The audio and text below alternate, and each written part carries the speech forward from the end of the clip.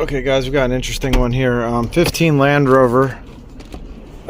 This is I believe a Discovery Sport. Has a 2-liter.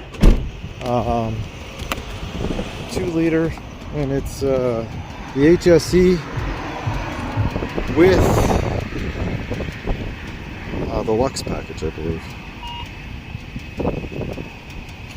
Let's save this. I'm wondering if we have a Purge solenoid problem. Let me start this up. Because when we scan this, we have this EVAP leak detected, very small. We got this oxygen sensor slow response. I don't know about this oxygen sensor high code. I looked it up in service information. And why did this not start? There we go. And we have the slow response code, which could be bank 1 sensor 1 because the purge is stuck open. And then we have this high flow. Now this high voltage, I don't know why we would have a high voltage code.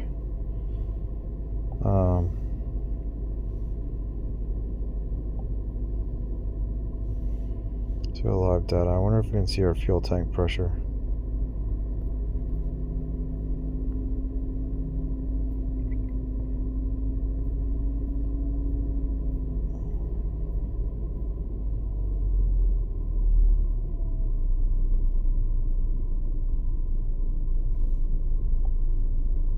This is Purge active there.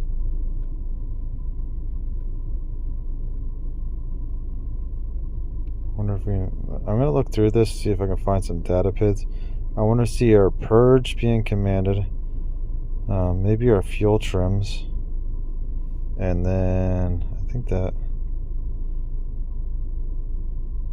purge valve duty cycle, short term, long term. Yeah, I want to see if there's a fuel tank pressure sensor. So this thing has like a slight roughness to it right now.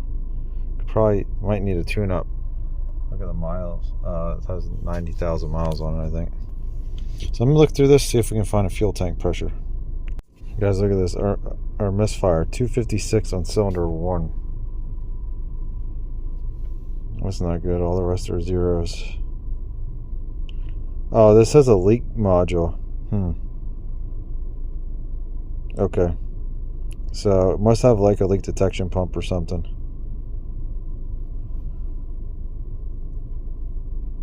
Let's see, is this wideband oxygen sensor? There's voltage.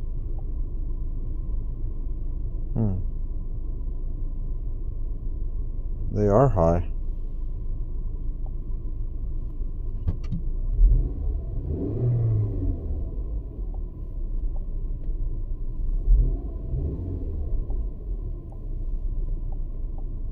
It's weird that there's a 1.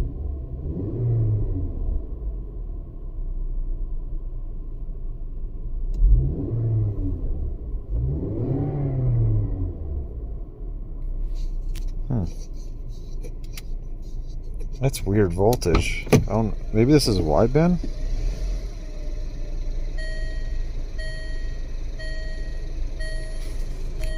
Let me I'll record this data. Let's see what this purge does. Let me get my flashlight so we can see what we're looking at on here.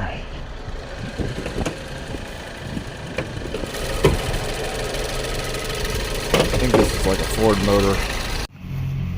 Okay guys, so I got the purge valve off. This is the only way I could find out how to check it without cutting it, because this line is like continuous all the way down, I guess, underneath the car. I think there's some kind of fitting like in the back or something. But when I came underneath here, it's just covered like, I can't really show. Yeah, it's like covered all the way back. So I couldn't find anything there. I did happen to find the fuel line is cut. Where's it cut? Unless it's supposed to be like this, that I don't know. Let's see. Is this done?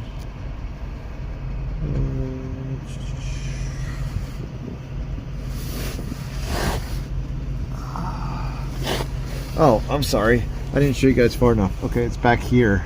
It's where the lines go. Right there. There's tape on it, so I don't know if it's like that from factory or somebody cut. That's actually a fuel line.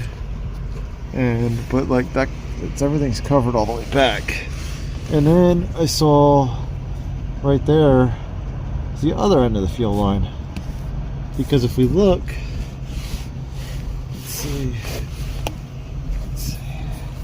So if you guys follow that all the way up, you'll see that line's right there, followed over, and then it comes up there. And then I followed that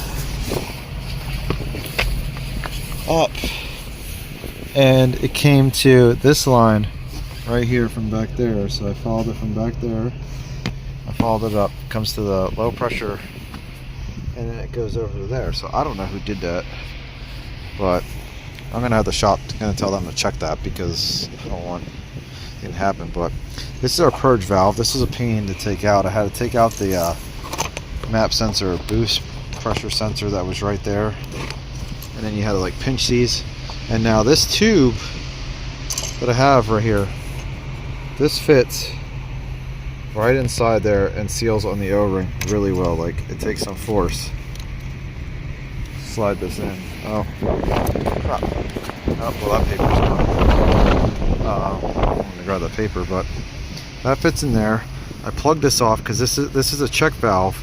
So when it's under high boost, it goes to another line right here, and this goes down farther on the intake, and I guess it can purge during boost. So if we try to pull a vacuum on here, you can see we can't pull a vacuum. Now if I take this off and see if I can do this one-handed. No. Oh, here, we'll just stick a plug in the end of this. There we go, stick a plug in it, because you always want to check your tool. See that? It pulls a vacuum. So it pulls a vacuum there, but like I said, we can't pull a vacuum on this boost sensor. See, it starts to pull, and then so that's why we're getting our codes. That's probably why we're getting our misfire. There's probably good chances for our misfire, because you can see somebody was swapping them, because 1 and 2 are swapped, 3 and 4 are swapped. And we'll get this all back together here, and I'll let them know. Okay guys, so I put the lines back on. I don't have them clipped. I wanted them to know that they need to clip them. I'm also going to set this inside the car so they know that, hey, this thing apart. I'm going to leave them a note. But the reason why that is probably happening, like with the codes, is the purge valve's leaking, and then the so the purge valve, you got extra fuel then going in, or extra air if the tank doesn't have any fuel, like if it's like there's no vapors because of it constantly sucking. And then because of that going in there, then it'll keep your oxygen sensor stuck because of that. I could be wrong on this, like there could be another problem, but this is a problem that we figured out that it definitely has, so you need to fix that. And then that'll cause your voltage to stay more steady instead of switching or cycling, however they want to see it. I didn't look to see if it was a wideband. And yeah, so that's why they need to fix that. And it could be causing our misfires. Purge valves cause a lot of misfires at idle because it adds a lot of extra fuel. So that's where we're at with this. And really hope you guys like this. See you guys later.